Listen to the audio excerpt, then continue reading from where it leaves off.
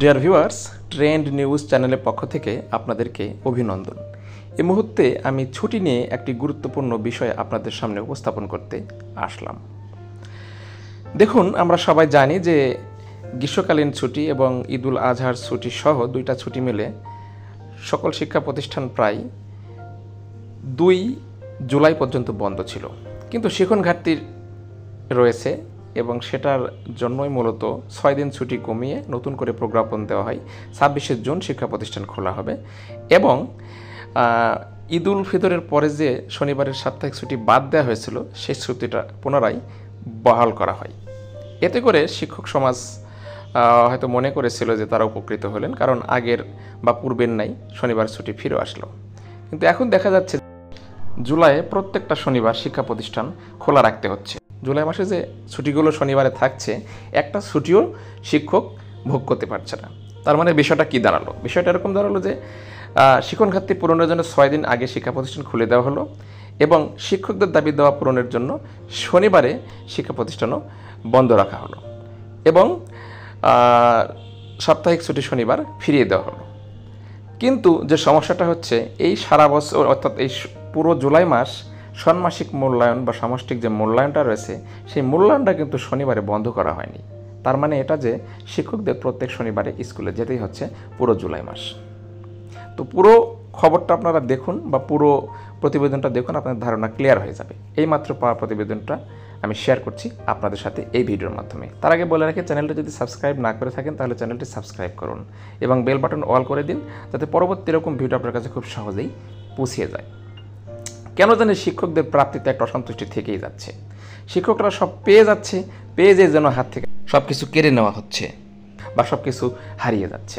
দেখুন, ঈদুল আজহা গ্রীষ্মকালীন অবকাশ শেষে শিক্ষা প্রতিষ্ঠান খোলার পর পুনরায় বহাল রয়েছে শনিবারের সাপ্তাহিক ছুটি, কিন্তু আগামী 3 জুলাই থেকে ষান্মাসিক মূল্যায়ন শুরু হচ্ছে। ফলে মূল্যায়নের জন্য যদি শনিবার নির্ধারণ হয় তবে সেদিন শিক্ষা প্রতিষ্ঠান খোলা রাখতে হবে। এতে জুন মাসের ছুটি পেল, জুলাই মিলছে না, শিক্ষা প্রতিষ্ঠান শনিবারের সাপ্তাহিক ছুটি। মূল কথাটা হচ্ছে, পুরো জুলাই মাস শনিবার সাপ্তাহিক ছুটি পাবে না, কারণ ষান্মাসিক মূল্যায়ন রয়েছে। দেখুন, এই যেখানে ষান্মাসিক মূল্যায়নের রুটিন বিশ্লেষণ করে দেখা গেছে আগামী জুলাইয়ের প্রতিটি শনিবারে মূল্যায়নের সময়সূচি রয়েছে। প্রথম শনিবার পড়ছে 6 জুলাই, 6ষ্ঠ শ্রেণীর ইংরেজি, 7ম শ্রেণীর শিল্প ও সংস্কৃতি, 8ম এর জীবন ও জীবিকা এবং 9ম শ্রেণীর ইতিহাস ও সামাজিক বিজ্ঞান বিষয়ে মূল্যায়ন অনুষ্ঠিত হবে। দ্বিতীয় শনিবার 13 জুলাই 6ষ্ঠ, 7ম এবং 8ম ও 9ম 10ম শ্রেণীর সূচি অর্থাৎ মূল্যায়নের সূচি অবশ্যই আছে। এর পরের যে শনিবারগুলো আছে, দেখুন সেখানে আস্তে আস্তে আপনারা ক্লিয়ার হয়ে যাবেন আসলে আমি যেটা বলতে চাচ্ছি এই ভিডিওর মাধ্যমে। যে এই যে দেখুন, 20 ও 27 জুলাই আছে এই দুটো শনিবার, অর্থাৎ এই 2 শনিবারও কিন্তু এই 4টা শ্রেণীর কোনো না কোনো সাবজেক্ট মূল্যায়ন আছে।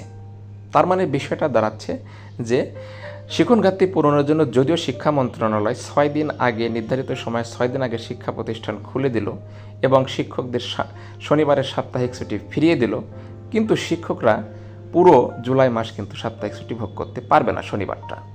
এই সাপ্তাহিক ছুটির দিনে তাদেরকে মূল্যায়নের জন্য শনিবারেও স্কুলে যেতে হবে।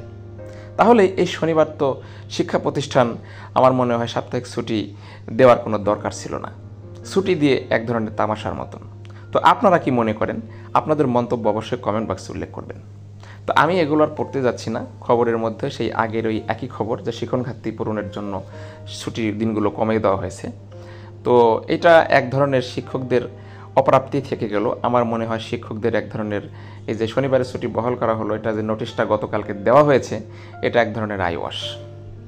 তো এই ছুটি না দিলেই পারতেন। আমরা মনে হয় আমরা শনিবারে ক্লাস করে শান্তি পাচ্ছিলাম এবং স্টুডেন্টদের শিক্ষণ ঘাটতি পূরণ করতে পারছিলাম। সেটাই বোধহয় ভালো হতো আমাদের শিক্ষার জন্য। তো আপনাদের মন্তব্য কি?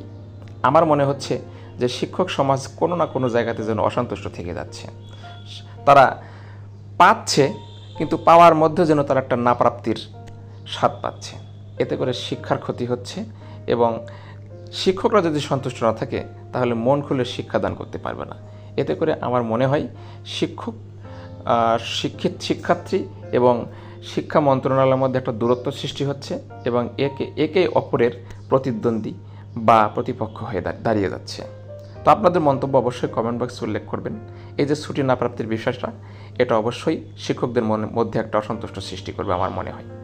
তো ভিউয়ার্স, ইচ্ছে করলে মন্ত্রণালয় শনিবার ষান্মাসিক যে মূল্যায়ন এটা বন্ধ রাখতেই পারতো, যেহেতু রাখেনি তাহলে এই ছুটিটা শুধুমাত্র নামে দেওয়া হয়েছে, কিন্তু পুরো জুলাই মাস শিক্ষকদেরকে শনিবারে স্কুলে যেতে হবে, বিশেষ করে মাধ্যমিক পর্যায়ের শিক্ষকদেরকে।